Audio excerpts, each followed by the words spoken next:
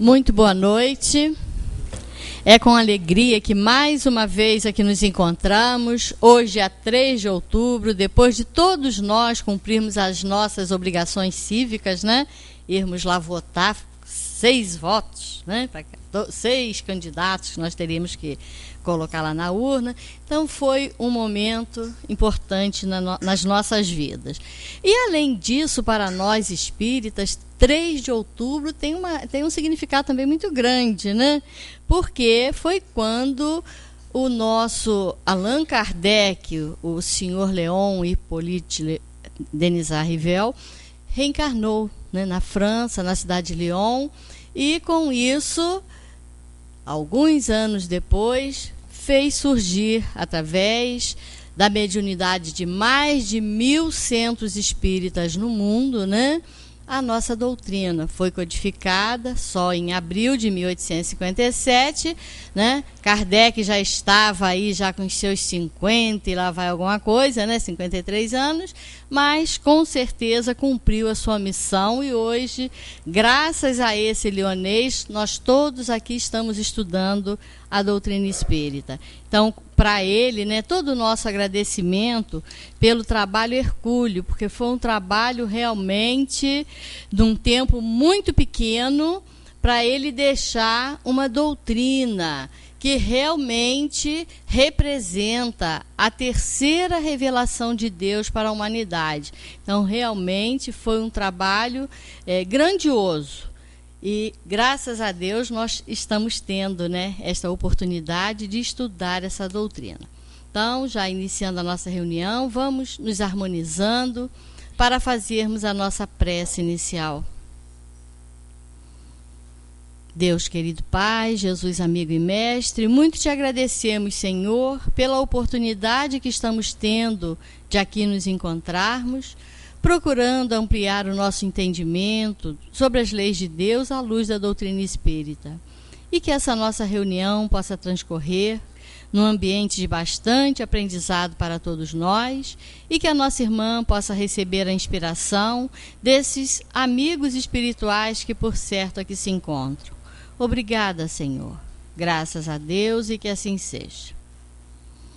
E com vocês, Valéria Cristine.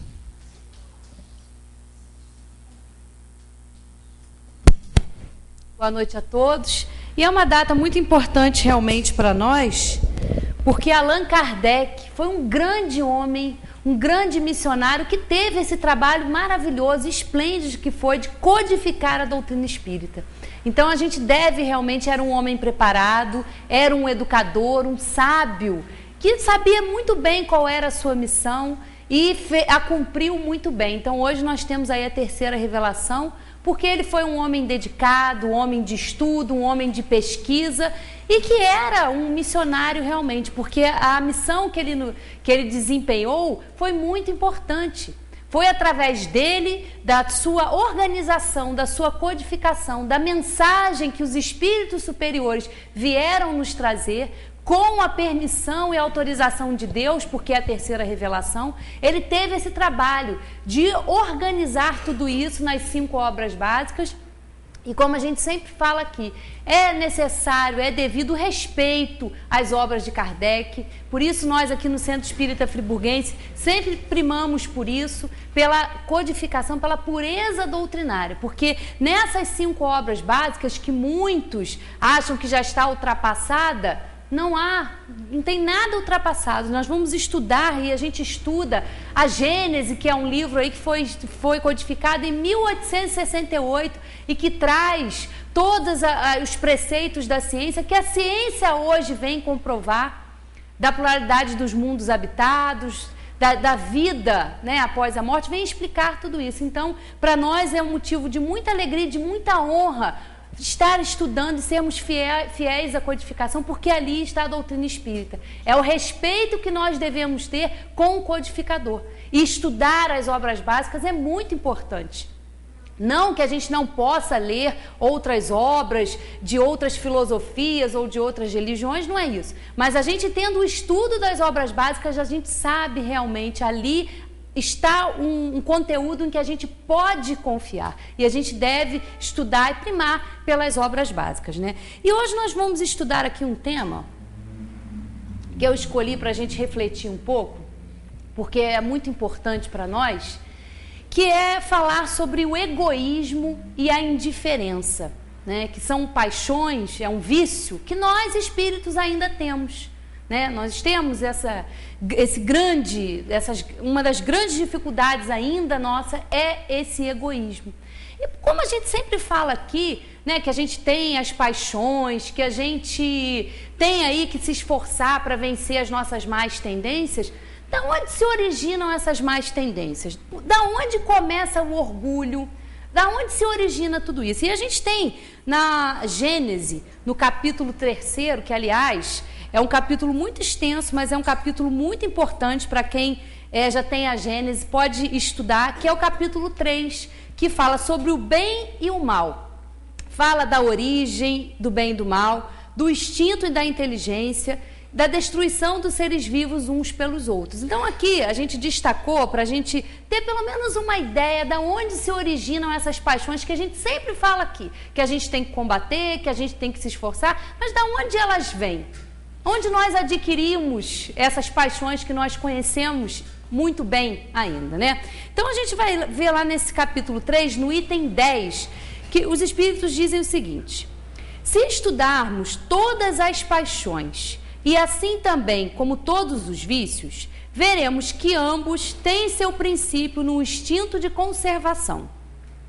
Tal instinto existe com toda a sua força nos animais e nos seres primitivos que se aproximam mais à animalidade.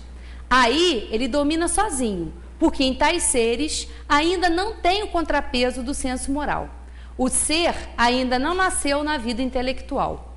Ao contrário, o instinto se enfraquece à medida que a inteligência se desenvolve, pois que a inteligência domina a matéria. O destino do espírito é a vida espiritual. Porém, nas primeiras fases de sua existência corporal, tem apenas necessidades materiais a satisfazer. E com vistas a esta finalidade, o exercício das paixões é uma necessidade para a conservação da espécie e dos indivíduos materialmente falando. Então aqui a gente volta lá, nós já passamos por essa fase aí. O nosso espírito, hoje estamos aqui num planeta de provas e expiações, mas já passamos, as nossas primeiras encarnações não são feitas no planeta Terra, foram feitas em planetas primitivos, onde o instinto é que nos dominava, o instinto da conservação. Por isso aí prevalecer o egoísmo, porque a nossa preocupação principal era nos mantermos vivos. Então, por isso essa importância ao ego, daí egoísmo, essa importância que a gente tinha que ter. As paixões, elas eram úteis para nós nesse momento aqui, onde nós estávamos começando a nossa caminhada como espíritos.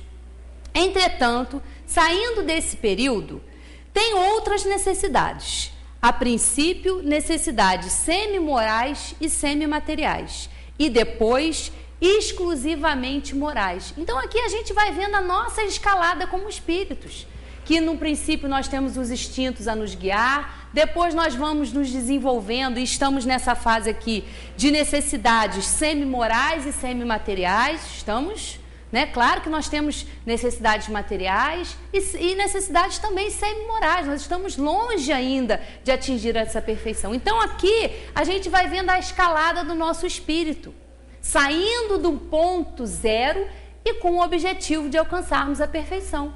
Por isso o objetivo das encarnações é esse.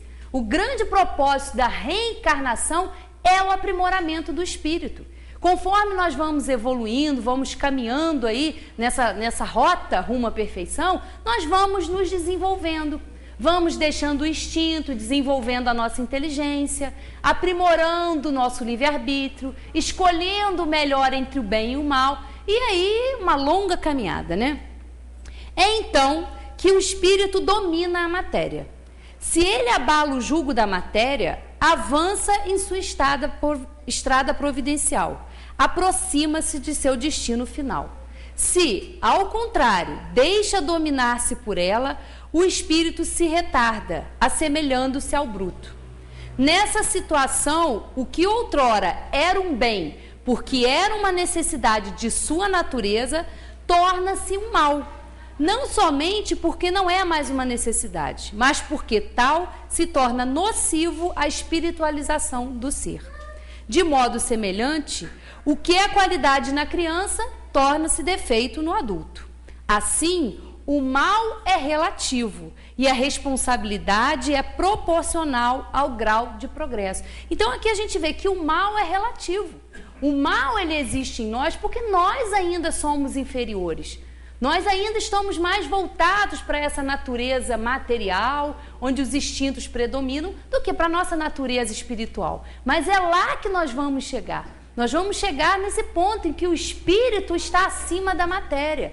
Nós, atualmente, no nosso estado evolutivo, encarnados num planeta Terra, estamos num planeta de provas e expiações, adequados ao que nós temos, adequados a essas paixões que nós ainda trazemos dessas encarnações, que é o orgulho, o egoísmo, que nós vamos estudar, o ciúme, a inveja.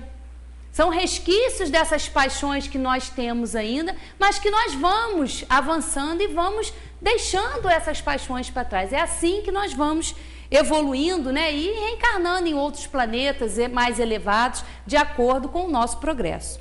Logo, todas as paixões têm sua utilidade providencial. Sem isso, Deus teria feito algo de inútil e de nocivo. É o abuso que constitui o mal, e o homem abusa em virtude de seu livre-arbítrio. Mais adiante, esclarecido por seu próprio interesse, ele escolhe livremente entre o bem e o mal, né? Porque nós não fazemos escolhas, na nossa condição, nós ainda fazemos escolhas muito equivocadas. Mas o mal e a responsabilidade desses atos que nós praticamos, ela é proporcional.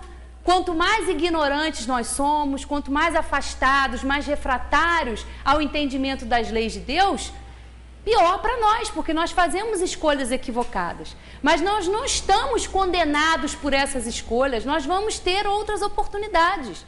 Né? Isso é fácil da gente notar. Quantas vezes na nossa vida a gente age de uma maneira, achando que está fazendo melhor, e as consequências daquilo ali não vão ser nada boas. A responsabilidade é nossa? É, mas é relativa ao nosso conhecimento. Por isso, quanto mais a gente sabe, quanto mais a gente conhece, mais responsabilidade a gente tem. Jesus já não dizia: conhecereis a verdade e a verdade vos libertará? É isso, é nos livrar dessas paixões primitivas. Mas isso é gradativo, não é de um dia para outro que a gente faz.